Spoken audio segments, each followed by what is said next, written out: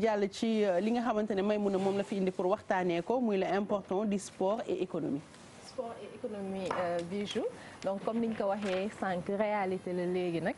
dem nañ seeti benn économiste déjà mu posé ñu débat bi wax ñu économie nan la laalante ak sport ak ban doctrine moo koy étudier et éventuellement xaalis yi nga xamante ni par exemple Sénégal bu qualifié dem CAN wala yooyu xaalis boobu nan lañ koy manager ak fan lay dugg dañ ko déglu dellu soit si plateau bi. Souvent d'ailleurs ci économie am dañoo sax benn branche bi wax économie sport mooy économie bi nga xam ne mooy permettre nga mën a xam lépp loo xam ne mooy am na incidence bu sport am ci biirum économie booy wax sport nag de manière générale que mu nekk sport professionnel ou sport amateur voilà soo gisee dëkk yu bëri soo di bëgg di participer ci yenn compétition wala même di bëgg di organiser yenn compétition parce que aussi dañuy attirer ay nit mais en même temps bu dente na lu mel ni benn compétition internationale comme CAN nga organiser ko gis nga ne ci côté infrastructure yi da nga relever le niveau te nga construire donc hôtel yi bëriwul da nga yokkaat bu dente na stade yi bëriwul mën nga yokkaat ya fa newoon aussi mën nga da nga améliorer état bi yokk même parfois la capacité d'accueil et tout ça donc déjà ci côté infrastructure dañ lay doter mais en même temps day relancer tourisme bi waaw donc parce que période boo xamante ne bii da nga dalal gan yu bëri voilà am na donc compte commerce aussi dina dox parce que gan yu bëri souvent bu ñëw ci dëkk bu ñuy dem dañu bëgg di jënd ay souvenirs voilà am na ci aussi yoo xamante ne ay petit quartier yi nga xamante ne aussi lépp day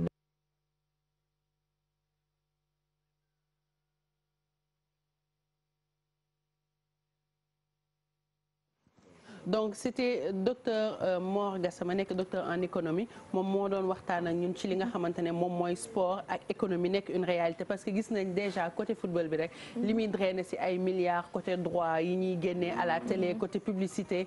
finalement léegi sportif yi bu ñu eggee benn niveau bi ñoom ci seen bopp marque de fabrique la ñuy nekk. marque de fabrique la ñuy nekk mais au-delà de ñoom sax li nga xamante ni moom mooy fédération yi aussi dañuy am ay budget yu ngande yoo xamante ni ñoom da ngay gis ni que bu ñu qualifié en dehors de euphorie bi ñoom aussi dafay am xaalis bu bëri boo xam ne day dugg ci fédération bi donc des fois da ngay gis sax ñuy wax naan genre comment dirais-je dañu privilégier football au détriment des autres disciplines dafay fekk ni peut-être football moom mooy vache laitière si je peux le dire ainsi si sport bi nekk parce que li muy indi ci xaalis yeneen sport yi du ko indi ci xaalis da ngay mel ni nga yor sa entreprise nga am branche yu bëri dina am benn produit boo xamante ni peut-être lu muy indi ci xaalis wala ci bénéfice yeneen produit duñ ko am donc nag moom mooy tax attention bi ñu koy gën a porter ci football bi mais aussi xaalis boobu football bi di indi sax mooy tax après fédération mu mën a financer yeneen infrastructure ak yeneen sport yi donc loolu moo am et puis dañu tàmm ci wàllu jàng dañuy wax ay fuite de cerveau wala ñu daan ay fuite de capitaux mais léegi réalité économique dafa dem ba on parle de fuite de muscles mooy ñi nga xamante ni ce sont des jeunes wala des sportifs du monde du marché africain ñuy dem donc fuite de muscle yooyu nit yi ñu ngi ñëw sax di xool nan lañ koy éviter yokk salaire yi rek waaw mais yokk salaire mais xam naa peut-être aussi dafay am parce que par exemple Maroc Mamadou Ndiaye moom xam na ci dara tellement seen salaire yi côté foot bi dafa élevé que ñoom limite ñu ci bëri duñ génn di dem yeneen championnat yi pour jouer ji seen dëkk la ñuy toog mais bu fekkente ne tey da ngay jouer sa dëkk ñu lay fay 100 000 par mois nga dem beneen dëkk ñu lay fay ay millions y a pas photo et puis moom moo tax aussi il faudrait que comme on le fait dans tous les secteurs su demee di avancer infrastructure yi ak dispositif bi koy accompagner mun a dem parce que gis sénégalais yoo xamante ni sax ñoom dañuy xaar am benn joueur mu dem au niveau international ñu nekk ay manager mag yooyu alors que soo demee ci milieu international dafa am aussi beneen organisation comme Ndiaye li mu ko doon doog a wax parce que da ngay gis footballeur yoo xamante ni dafay am dispositif bu ngande ci seen ginnaaw dañuy am ay jet privé am ay pilote am ay hôtel am vraiment loo xamante ni benn chaîne de valeur la boo xamante ni dañ koy manager donc tey boo demee bu bëgg a yegg ci yenn niveau yi il faudrait que derrière aussi nga am accompagnement boobu mais pour dellu ci waat aussi ci li nga xamante ni moom mooy apport sport et économie gis nañ ni que dafa nekk xaalis bu bëri boo xamante ni dafay dugg maintenant en dehors du loisir li ñi nga xamante ni ménage yi moom la ñuy gën a consommer mooy vêtements yi maanaam daal gis nañ yëre sportif wala marque yiy defar yëre sportif dafa cher donc gis nañ ni que presque surtout daal yi surtout buy soog a xew te xale yooyu lañ bëgg et ça coûte cher et les gens achètent donc ça te montre que sport am na benn incidence wala benn impact bu mag ci dépense nit yi. donc tu vois que 44% day dem ci yére yi. 33% dem ci li nga xamante ni moom mooy dàll yi. maintenant am na nag yeneen dépenses yoo xamante ni day dem ci li ñuy wax mooy service sportif yi. mooy spectacle sportif yi comme genre lutte wala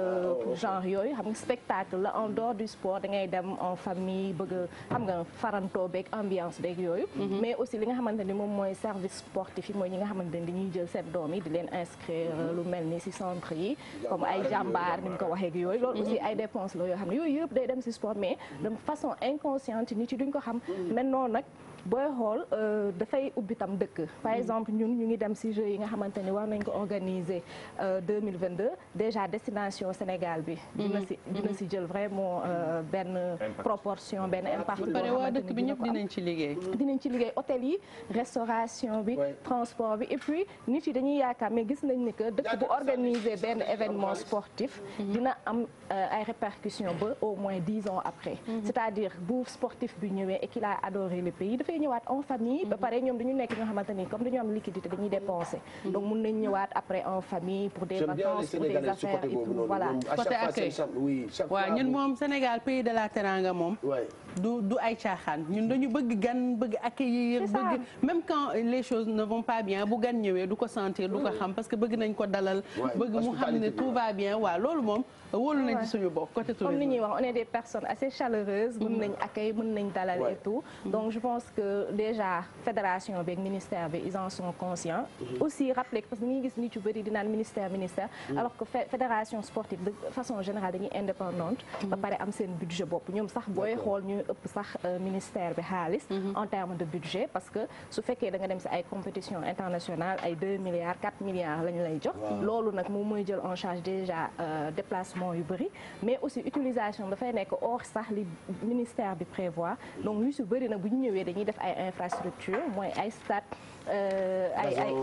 ay yooyu pour redynamiser secteur bi donc pour faire un appel du pied ak ñi nga xamante ni tout le temps dañuy casse par rapport ak football beeg yeneen mais c'est par rapport ak activité bu nekk lan lay indi ak tamit yan ressources lay indi moo tax financement yooyu parce que lii di mel ni fédération africaine CAF la non de football bu nga joxee xaalis aussi dañuy xool fan nga koy dugal ak bu fekkee tam da nga war a organiser dafa am xaalis boo xam ne dañ la koy jox pour renforcer say infrastructures après aussi dafay am audit boo xamante ni dafay am derrière voilà équipe yi nga xamante ne bu ñëwee ci CAN bi nga xam ne à chaque fois sur le plan économique day yokk ci équipe yi nga xam ñooy finaliste wala ñi nga xam ñooy jël trophée bi day yokk bu njëkk ba 2017 ak li nga xamante ni moom la Cameroun gagné woon bokkul ak li Algérie gagné mi ngi gagné 4 millions d'euros yoo xamante dañ koy yokk bu njëkk ba 4,5 millions d'euros bu njëkk ba c'est moins de ça 2017 day gën a yokk c'est-à-dire c'est juste pour vous montrer que ne économie sport c'est une activité récente xam ne bu njëkk ba dafa nekkoon bon comme ni ko Pierre de Coubertin doon waxee l'essentiel c'est de participer ci jeux yi au début c'était ça mais boo gisee ci 20 dernières années yii nii affaire bi dafa commencé exploser comme ni ko may mën a waxee c'est juste ma complété ci yokk ci li nga xamante ni mooy wax na ci article sportif yi bu fekkee football la jour bi li muy gagné ku ci mel ni exemple Neymar boo gisee lu tax ba tey yi bloqué ay transfert am nii actuellement ñi ngi ko def transfert 222 millions d'euros mu nekk joueur yi gën a cher ci monde bi ba ci transfert bu rëy mais sur le plan économie li muy regorger dafa bari ndaxte bu ko ci publicité article yi boo joxee bëgguma joxe ci yenn marques yi mais marques yu mag yëpp dañuy topp ci moom parce que moom day jaay au-delà de sport football bi muy def certes loolu mooy kii bi mooy point commun bi mooy li nga xam ne moom mooy activité am mais dafa nekk koo xamante ni day jaay li nga xam da koy wër loolu nag lay nekkee ci même comme équipe nationale wala benn club bu mag tamit noonu loolu lay regorger parce que dafa nekk club yi nga xamante parfois nga gis benn club bu nga xamante ni mi ngi jar mun na joxe bu fekkee club yi nga xam ñoo nekk en Angleterre mu nekk Manchester wala mu nekk Manchester City yéen ñi nga xamante ni bari nañ ay seen xaalis ëpp na parfois budget sax dëkk donc loolu nga gisante ni dañ koy ci parce que lii wër ci club bu mag boobu noonu dafa bari boutique yi day jaay da ngay gis benn joueur bon je donne l'exemple sénégalais Idrissa Gana Gueye ay maillot mi ngi commencé jar doon te solo ko mais maillot mi ngi commencé jar sénégalais ñu ngi koy bu bari da ngay gis un transfert de 32 millions d'euros donc xaalis boobu noonu déjà club bi mën na ko récupérer avant joueur bi sax di sol maillot di dugg ci terrain. et puis en dehors de club bi sax dëkk bi nga xamante ni foofu la joueur bi di évoluer dafay fay impôt foofu donc de ce fait taxes yi aussi impôt yi nga xamante ni ñoom dañ koy jël foofu noonu aussi dafay bëri. boo jugee ci domaine boobu aussi télévision donc di nga gis télévision yoo xamante ni droit télé yi dafay cher ba nga xamante ni après loolu yëpp tam dafay impacter positivement donc bu ñuy xoolee kaaw France par exemple bi ñuy def organiser coupe du monde bi Bouygues Télécom dafa demoon ba benn stade entier moo ko financé parce que publicité ñoom yi ñuy am après derrière dina nekk loo xamante ni mënuñu ko liggéey sax en 5 ans wala voire loolu sax foofu juste rek pour ma daaneel foofu d'où le rôle des grandes entreprises par exemple tey foofu nga xamee ci wàllu musique ñu nduroowee y a ce qu'on appelle le droit d'exploitation d'image donc foofu nga koy gënee xam wàllu woowu ci nga xamee ne un footballeur et un artiste c'est des produits commerciaux da leen di jaay moo tax boo koy gisee à chaque fois ñoom cette image kese la ñu am pour jaay ko dañuy gis benn joueur bu def benn fresque bu ndaw nga gis sponsoré bàyyi ko il se retrouve le lendemain parce que seen image day lié ak ñoom mais yow li nga wax léegi nee nañ naming la tudd mooy maanaam benn stade boo ñëwee fekk ñu soxla comme par exemple Sénégal nii ñu bëggee organiser Coupe d'Afrique ñu ne soxla nañ stade benn entreprise ñëw jël en charge construction beeg yëpp stade bi noonu lay tudd kenn du ko woowee beneen tur waaw comme Orange par exemple bu ñëwee daal di jël benn stade tabax ko dañuy tuddee stade bi Orange ñu leen mais par contre bu fekkee ne dama ci yokk ci suñu petite parenthèse gis nga yow parenthèse yi ngay bàyyi jël nga 2 minutes ci sa temps même ma fëlaale jël nga 2 minutes ci sa temps par exemple boo ñëwee fekk stade bu tegee waaw nga jël ko def ko mettre à ta couleur ce qu'on appelle un branding branding lañ koy def waaw loolu xam nga man naming laa si la ba non naming dama ci yokk muy ñaar nga ñëw nga mel ni ku may weddi nga ne branding ay cours de communication xam nga léegi yow léegi bàyyi ñu yow même na conclure voilà donc bon je sais pas ba ñëw ngi xaar ba nga soxla am na naming branding branding ak naming is literally the same. waaw mais par exemple ça dépend ci terme ni nga koy utiliser par exemple xam nga boo nee xam nga yow ñii booy dem da ngay may toog rek ne ma remplacer ma doo leen briefer lu leen neex la ñuy def ñëwal nga jël sa njaboot waaw ah mais quand le chat n'est pas là. yéen vous ne dansez pas vous ay acrobatie ngeen di def actuellement yemoo leen ci danser waaye yàlla baax na. Bijou pour terminer juste dire que sport nekkatul ay fo. keroog maa ngi dégg Bouba Ndour di naan si jàkkaarloo que lamb du sport parce que 2 minutes 3 minutes mais je veux dire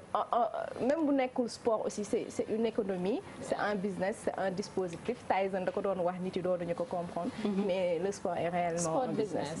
sport et business. business bu mag a mag damay joxe exemple. surtout kii nag.